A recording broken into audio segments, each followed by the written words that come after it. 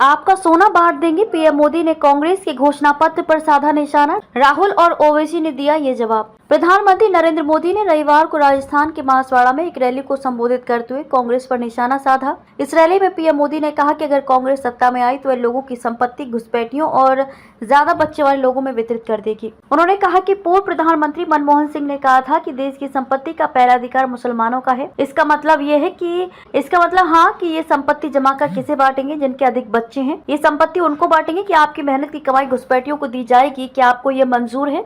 राहुल गांधी समेत कांग्रेस के कई नेताओं ने दिया जवाब। पीएम मोदी के इस बयान पर कई विपक्षी नेताओं ने प्रतिक्रिया दी। कांग्रेस नेता राहुल गांधी ने सोशल मीडिया हैंडल एक्स पर लिखा, पहले चरण के मतदान में निराशा हाथ लगने के बाद नरेंद्र मोदी के झूठ का स्तर इतना गिर गया है कि घबरा कर वे अब जनता को मुद्दों से भटकाना चाहते हैं। कांग्रेस की क्रांतिकारी मैनिफेस्टो को मिल रहे अपार समर्थन के रुझान आने शुरू हो गए हैं। देश अब अपने मुद्दों पर वोट करेगा, अपने रोजगार, अपने परिवार और अपने भविष्य के लिए वोट करेगा। भारत भटकेगा नहीं। पीएम मोदी ने कांग्रेस के घोषणा पत्र पर उठाए सवाल। प्रधानमंत्री ने कांग्रेस के घोषणा पत्र पर सवाल उठाते हुए कहा कि कांग्रेस ने अपने मैनिफेस्टो में कहा कि उनकी सरकार बनी तो सभी की संपत्ति का सर्वे किया जाएगा। हमारी बहनों के पास कितना सोना है इसकी जाँच की जाएगी। हमारे आदिवासी परिवारों के पास सोना चांदी की जो संपत्ति है उसकी गणना की जाएगी। क्या आपको मंजूर है? पीएम मोदी ने आगे कहा कि क्या सरकारों को आपकी मेहनत की कमाई गई आपकी संपत्ति जब्त करने का अधिकार है? हमारी माताओं बहनों के पास जो गोल्ड है वे दिखावे के लिए नहीं है, वह उनके अभिमान से जुड़ा है। भड़के ओवैसी। वहीं एआईएमआईएम चीफ असदुद्दीन ओवैसी ने कहा कि पीएम मोदी ने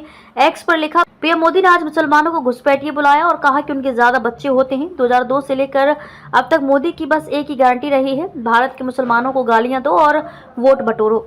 अगर बात मुल्क की संपत्ति की हो रही है तो मोदी सरकार में देश के धन पर पहला हक उनके अरबपति दोस्तों का रहा है।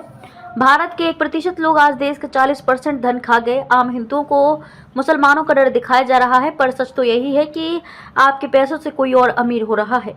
आपको बता दें कि 26 अप्रैल को लोकसभा चुनाव के दूसरे चरण का मतदान होगा।